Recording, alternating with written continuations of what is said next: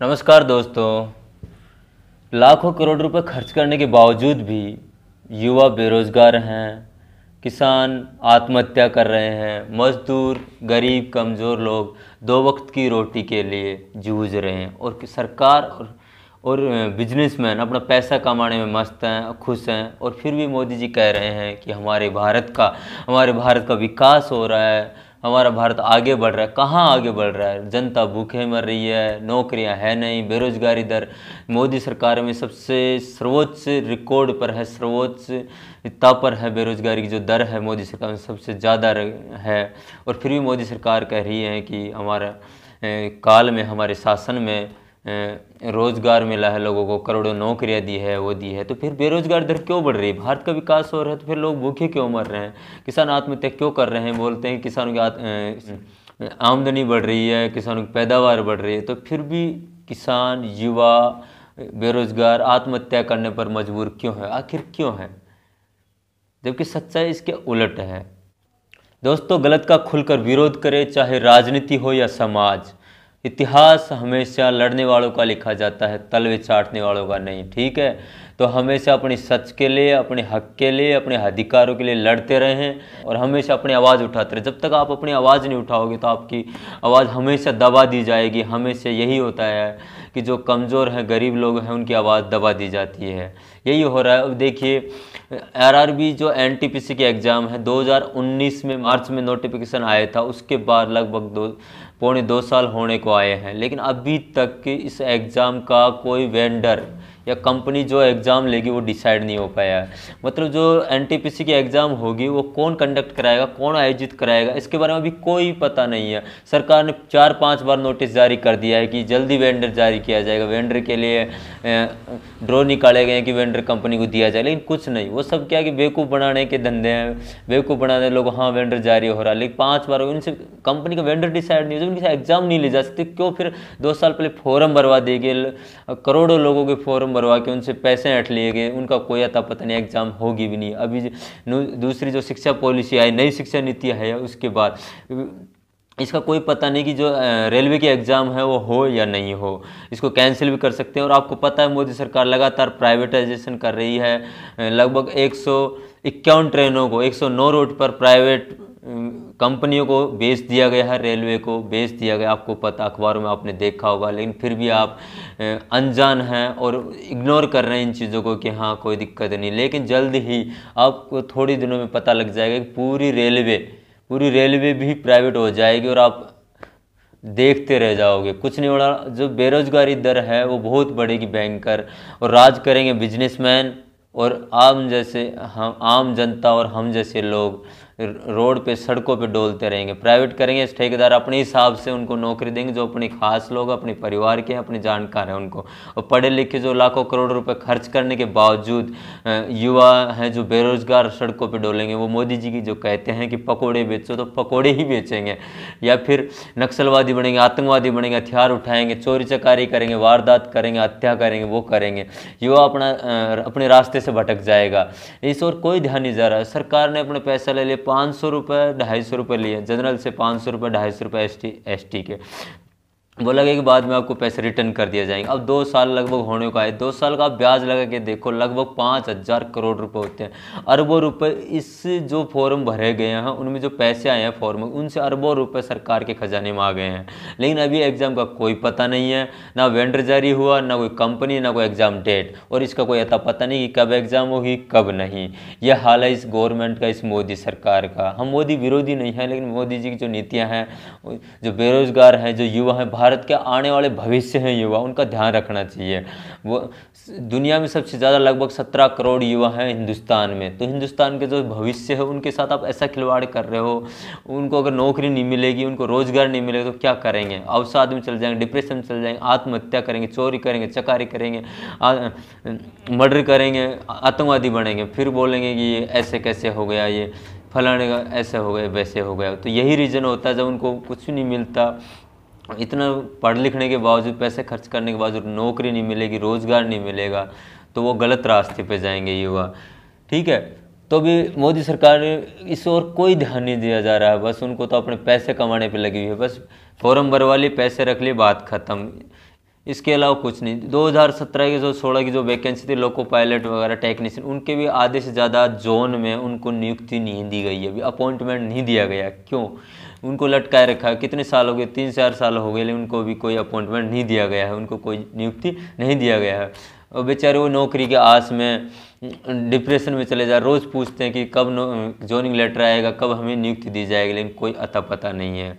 Railway अपनी संपत्ति को, अपने ट्रेनों को, अपने ट्रैक को बेचने में लगा। आपको पता है मोदी जी ने एयरपोर्ट भी बेचते हैं, बस अड्डे भी बेचने में, सरकारी स्कूलों को प्राइवेट करने पे आमादा हैं। इसके अलावा जो बैंक है सरकारी, उनको बेच दिया गया है, जो कंपनियां हैं सरकारी, उनको बेच दिया गया। लगभग जो जिनमें रोजगार था उन सब कंपनियों को, सेक्टर को प्राइवेट क्षेत्रों में, प्राइवेट लोगों के हाथों में दे दिया गया है। आपको यह हैरानी होगी जानकर कि पिछले 4 माह में लगभग 2 करोड़ लोगों की नौकरियां छिन गई है, रोजगार छिन गया। और लास्ट जुलाई के माह में, ओनली जुलाई में लगभग 50 लाख लोगों का रोजगार छिन गया है। तो ये आंकड़े बहुत डरावने कि आने वाले टाइम में क्या होगा क्या नहीं। इसके अलावा जो रेलवे के अलावा दूसरा मैटर है एसएससी का भी यही हाल है। 2017 और 18 की जो सीजीएल की वैकेंसीज हैं वो पेंडिंग में पड़ी हुई है। एसएससी एमटीएस का पेंडिंग में पड़ा। एसएससी सीजीएल का दिसंबर 2019 में डेस्क्रिप्टिव पेपर हुआ था, उसके बाद लगभग दिसंबर के बाद 8वां महीना चल रहा है, 8-9 महीने हो गए, लेकिन उसके रिजल्ट की अभी कोई सूचना नहीं है। यही हाल है। क्यों? आखिर क्यों युवा के साथ? उनको अभी 8 महीने में तो तुम रिजल्ट जारी कर रहे हो, अभी कोई उसका भी कोई अता पता नहीं कब जारी हो कब नहीं। उसके बाद उनको कब नियुक्ति दी जाएगी? 4 साल 5 साल में एक नौकरी क्लियर करते हो, आखिर क्या प्रोसेस है? जो पहले एसएससी में 2012-13 में लगभग 16-17 हज़ार वैकेंसी हर साल आती थी, वो हो गई अब 8,000। कितने हो गए? 8,000 हर साल आ रहे, मतलब 16,000 की 8,000 आधी हो गई है। बैंक का भी यही हाल। बैंक सेक्टर में आईबीपीएस पीओ वगैरह की लगभग 30,000 पर ईयर वैकेंसी जाती थी, वो आज हो गई है 2019 में जो लास्ट वैकेंसी है उसमें 1167 वैकेंसी आई है। सोचिए क्या हाल है इस देश का, क्या हाल हो रहा है बेरोजगारी का, रोजगार का। जबकि मोदी सरकार कह रहे हैं विकास हो रहा। अरे विकास हो रहा तो फिर रोजगार मिलना चाहिए, रोजगार कहाँ है? विकास हो रहा तो रोजगार कहाँ है? युवा भटक क्यों रहे हैं, बिठा ले क्यों बैठे? जबकि सबसे ज़्यादा बेरोजगारी दर इसी टाइम है। नौकरियां कहाँ हैं? अगर विकास हो रहा है तो नौकरियां बढ़नी चाहिए, अवसर बढ़ने चाहिए सेक्टर में, लेकिन वो सब कम होते जा रहे। क्यों हो रहा है? कि बैंक हैं उनको बेच दिया गया तो नौकरियाँ ख़त्म, प्राइवेट सेक्टर को बेच दिए, जो बैंक है उनको मर्ज कर दिया गया है, जो गवर्नमेंट है उनको प्राइवेट कर दिया गया है, फिर उनके बाद नौकरियां उनसे निकाला दिया गया है। ये क्या हो रहा है? इस ओर सरकार का कोई ध्यान नहीं है, बस उनको तो अपना खजाना भरने में लगा हुआ है।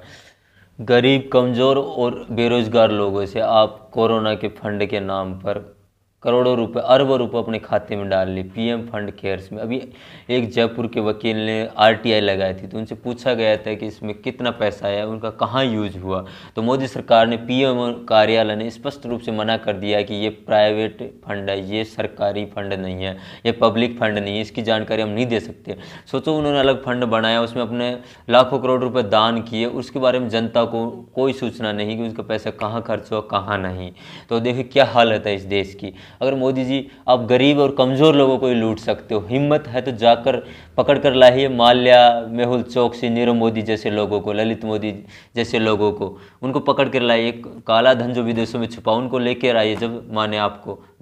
बस गरीब और कमज़ोर लोगों पर दिखाओ अपनी मर्दानगी। तेल के दाम बढ़ा दिए, बीज के दाम बढ़ा दिए, खाद के दाम बढ़ा दिए, एजुकेशन के नाम पे, शिक्षा के नाम पे, रोजगार के नाम पे 2 साल पहले फॉर्म भरा के उनका कोई डेट का कोई अता पता नहीं। बस अपने खजाना भरते रहो, खजाना भरते रहो, अरबों रुपये उनका ब्याज बनता रहता है, बस काम करते रहो, जो भी कुछ है उनको निकालते रहो। यही हाल है इस देश का। तो क्या होगा आने वाले समय में? तानाशाही शासन हो गया है। चौथा जो स्तंभ है लोकतंत्र का, मीडिया, वो भी बिक चुका है। मीडिया बिल्कुल दलाल हो चुका। और मेरी एक रिक्वेस्ट है आपसे कि आप न्यूज़ चैनल देखना बंद कर दीजिए, ये अपने आप बंद हो जाएंगे तो अपने आप हिंदुस्तान की कुछ चीज़ें सही होने लगेगी। मैं सच में रियल में मैं न्यूज़ चैनल नहीं देखता, कभी किसी की न्यूज़ नहीं देखता, अखबार पढ़ता हूँ अपने स्तर पर जो भी है। जो फेक न्यूज़ है, आपको बस वही न्यूज़ दिखाई जाती है जो सच्चाई से परे होती है, जो रियलिटी होती है वो नहीं दिखाई जाती। जो काम की चीज़ आपको पता, रेलवे की, एसएससी की, इनके बारे में जो भी न्यूज़ होती है उनके बारे में कितनी बार समाचार जो चैनल है, न्यूज़ चैनल में दिखाया गया, कितनी बार इनके बारे में डिबेट हुई, सरकार से सवाल किए गए। बस युवा बेरोजगार ट्विटर पर कभी ट्रेंड कराते लाखों करोड़ों की संख्या में, उनकी कोई नहीं सुनता। क्यों आखिर इनकी सुनवाई क्यों नहीं होती? जो भारत का भविष्य उनके साथ ऐसी अनदेखी क्यों हो रही है? पिछले 1-1.5 साल पहले 2017 की CGL की वैकेंसी में फर्जीवाड़ा हुआ था, नकल हुई थी उसमें, स्पष्ट रूप से उसमें फर्जीवाड़ा हुआ था। लोगों ने उसके सबूत भी पेश किए थे सुप्रीम कोर्ट में बाद में CBI का आदेश जारी हुआ था कि CBI जांच हो। CBI जांच भी हुई, CBI ने भी माना कि हाँ इसमें नकल हुई है, फर्जीवाड़ा हुआ है, लेकिन उसके बाद भी सरकार ने उस एग्ज़ाम को रद्द नहीं किया, रिजल्ट निकाल दिया। उसके बाद भी पेंडिंग में, ये हाल है इस देश का सिस्टम का। जब उसके प्रोटेस्ट में जब दिल्ली स्टूडेंट्स गए तो उन पे क्या किया, उन पे क्या हुआ? पुलिस ने उन पे डंडे बरसाए, लाठी बरसाई, कईयों की खोपड़ी फोड़ी, कईयों की टांगें तोड़ी। अब सोचो, जो बंदा अपनी आस लेके अपने जॉब के लिए, अपने हक के लिए लड़ने के लिए दिल्ली गया था, उनके किसी के हाथ टूट गया, किसी के पैर टूट गए, किसी की खोपड़ी फूट गई, वो तो बेचारा तैयारी करने से रहा आ गया, उसका तो फ्यूचर खराब हो गया ना। लेकिन क्या जाता है नेता होगा, हैं? मरे तो गरीब मजदूर और कमज़ोर लोग। आपको पता है नौकरी की ज़रूरत किस बंदे को होती है? जो गरीब है, कमज़ोर हैं, गांव के लोग हैं, उन्हीं को होती है, उन्हीं के स्टूडेंट्स, उन्हीं के बच्चों को होती है। नेताओं के लोग कभी इनके एग्ज़ाम्स के फॉर्म, नौकरी के फॉर्म कभी नहीं भरते। उनको जो नौकरी भी लेनी तो डायरेक्ट करते हैं, उनका डायरेक्ट होता है, क्योंकि देश में सब कुछ चलता है, बस पैसे दिए अपनी नौकरी पक्की। नेताओं के बच्चे, जो भी बच्चे हैं, कभी भी ना तो नौकरी का फॉर्म भरते हैं, ना वो आर्मी में जाते हैं, कुछ नहीं। आर्मी में शहीद हो तो गांव के मजदूर, गरीब, इनके बच्चे। और ऐश करे नेता लोग कि विदेशों में पढ़ने जाए नेताओं के लोग। अभी कोरोना लेके आए जो नेताओं के हैं, जो बाहर इनके रह रहे हैं, बिजनेसमैन, बड़े बड़े पैसे वाले, वो। और परेशान हो तो मजदूर, गरीब और कमज़ोर लोग, सबको परेशानी होती है इनको। अब इन नेताओं को क्या दिक्कत? इनको कोई दिक्कत नहीं, क्यों? क्योंकि इनके बच्चे को नौकरी चाहिए नहीं, ये एग्ज़ाम में बैठते नहीं, इन्होंने फॉर्म भरा नहीं, तो उनको इस चीज़ से कोई मतलब नहीं है। आप चाहे कुछ भी करो, 5 साल, अब जो डिजिटल ज़माना है, इंडिया इतना आगे बढ़ रहा है, फिर भी हर वैकेंसी को क्लियर होने में 4 से 5 साल लग जाते। क्यों? आखिर इतना धीरा प्रोसेस क्यों है? आप चुनाव करवाते हो तो तुरंत 1 महीने पहले अधिसूचना जारी की, और 1-1.5 महीने में आपका चुनाव हो जाता है, उसके बाद उसका रिजल्ट आता है, सरकार चुन ली जाती है, 1 महीने में सारा काम हो जाता है। आपका भी 4-5 साल लटका के रखो, फिर पता चलेगा कैसे क्या सिस्टम होता है, कितनी परेशानी होती है। बच्चे फॉर्म भरने के बाद 4 से 5 साल वेट करने के बाद ओवर एज हो जाते हैं, उनके 2-2, 3 बच्चे हो जाते हैं, शादी हो जाती है, फिर मतलब डिप्रेशन में रहता है, फिर मजबूरी में कुछ न कुछ गलत कदम उठा लेता है। फिर होता है कि समाज गलत दिशा में जा रहा है, चोरी बढ़ रही है, वारदातें बढ़ रही है, तो उनको राइट टाइम पे, फिक्स एक सही टाइम पे उनको एक राइट डायरेक्शन नहीं मिलेगी, जॉब नहीं मिलेगी, तो बंदा क्या करेगा? मजबूरी में गलत कदम उठाता है, पैसे नहीं मिलेंगे तो आत्महत्या, चोरी चकारी ये करते हैं। लेकिन मोदी सरकार इस पर कुछ ध्यान नहीं दे रही। स्टूडेंट्सों, प्लीज़ आप भी ट्विटर ज्वाइन कीजिए, ट्विटर नहीं हो तो डाउनलोड कीजिए, वहाँ अपनी आवाज़ उठाए, सोशल मीडिया पर चारों तरफ शेयर करो। जितने भी बहुत सारे हमारे टीचर्स ने एजुकेशनल चैनल पे इस बारे में भी पिछले दिनों 2-3 दिन से वीडियो वायरल किए हैं, वीडियो बनाए हैं इस मैटर पे, तो उनको आगे से ज़्यादा से ज़्यादा शेयर करें और प्रोटेस्ट करें, अपने अधिकारों के लिए लड़ें। जब तक आप अपने अधिकार लिए खुद नहीं लड़ोगे, आपके लिए कोई नहीं लड़ेगा। आपका अधिकार है नौकरी, रोजगार, तो आप लड़ो। दूसरों के भरोसे कभी मत रहो, नेताओं के भरोसे मत रहो, न्यूज़ चैनल्स के भरोसे मत रहो। बाइकाट करो न्यूज़ चैनल्स का, आज से बंद कर दो देखना, क्योंकि ये आपके काम की खबर नहीं दिखाते, आपकी आवाज़ नहीं उठाते। क्या मतलब है न्यूज़ चैनल को देखने का? ठीक है, तो प्रोटेस्ट कीजिए और ट्विटर पे ट्रेंड कराइए। जो ट्विटर पे ट्रेंड कराना हो मैं बताता हूँ, हैशटैग और रेलवे एग्ज़ाम करवाओ, ये करना। लिंक आपको डिस्क्रिप्शन में मिल जाएगी। और एक इसके अलावा speak up for SSC and railway exam, और एक एसएससी रेलवे हैशटैग के साथ, और एक और हैशटैग ट्रेंड कराना, boycott news channels, news channel का बहिष्कार करो, इनको बंद करो देखना। अपना आप इनकी टीआरपी गिरेगी तो इनकी औकात ठिकाने पे आ जाएगी। और प्रधानमंत्री जब मन की बात करते, जो मन की बात चैनल रेडियो पे करते हैं, उनमें कभी सुना है आपने कि कभी रोजगार की बात की, युवाओं की बात की, किसानों की बात की? नहीं, वो अपनी बखान करते रहते हैं, ये किया, वो किया, ये विकास। भाइयों और बहनों, क्योंकि रियलिटी कुछ और ही होती है। जब बेरोजगारी बढ़ रही है, युवाओं के लिए कुछ बताइए ना प्लान। बस सीधा बोलते हैं कि आत्मनिर्भर बनो, पकौड़े बेचो, चाय बेचो। क्या 8-10 करोड़ रुपए खर्च करके इसी लायक बना है बंदा कि चाय पकौड़े बेचेगा? वो तो मजदूर और गरीब और जो अनपढ़ लोग हैं वही कर लेंगे ये काम। फिर क्यों पढ़ाई लिखाई इतनी वेस्ट कर, इतना पैसा क्यों वेस्ट करें? डायरेक्ट उनको पकौड़े चाय बनाने पर लगा देना। हाँ, क्यों इतने पैसे वेस्ट करें इन लोगों के? डायरेक्ट उनको चाय पे लगा दो, पकौड़े बनाने में लगा दो। क्या महत्व रहे हैं इंडिया में एजुकेशन का।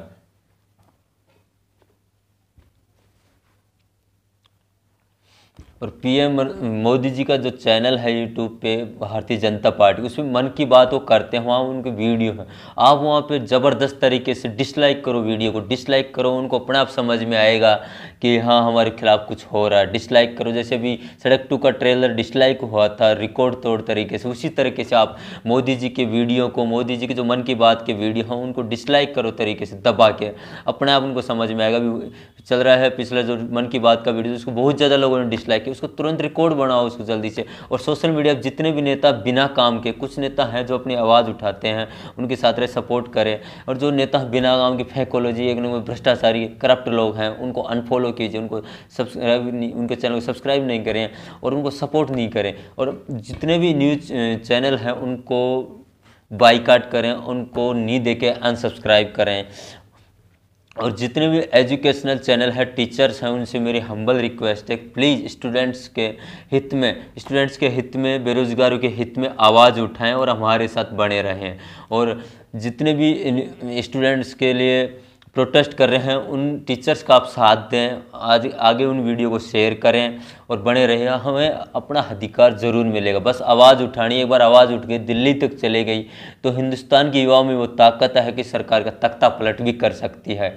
और आपको पता है कि जनता के पीछे सरकार, और सरकार शायद ये भूल गई है कि जनता बेवकूफ़ है, लेकिन जनता जब अपने पे आ गई ना तो अच्छे की वाट लगा देती है। तो बस आप ट्विटर पे ट्रेंड कराइए, अच्छे खासे 2-5-7 दिन एक्टिव रहिए कंटिन्यू, और अपने अधिकारों के लिए ट्वीट करें, रीट्वीट करें। और जो भी एजुकेशनल चैनल वीडियो बना रहे हैं, अपलोड कर रहे हैं, उनको सपोर्ट करें, उनको शेयर करें। और जितने भी एजुकेशनल चैनल हैं और जिन्होंने वीडियो नहीं बनाए, वो प्लीज़ स्टूडेंट्स के हित में वीडियो बनाएं इस मैटर पे और ये बात आगे तक पहुँचाएँ। आप एसएससी की साइट पे, रेलवे की साइट पे, या पीएमओ कार्यालय, प्रधानमंत्री को कार्यालय, डायरेक्ट मेल मिल जाए, गूगल पे, ट्विटर पे, उनको डायरेक्ट मेल कीजिए, लेटर भेजिए और ट्रेंड कराइए यूट्यूब पे, तो उनको पता चले कि क्या मामला चल रहा है। ट्विटर, फेसबुक, व्हाट्सअप, इंस्टाग्राम, जो भी है सोशल मीडिया नेटवर्क, वहाँ हर जगह युवाओं का हल्ला बोल ट्रेंड करना चाहिए। SSC exam, railway exam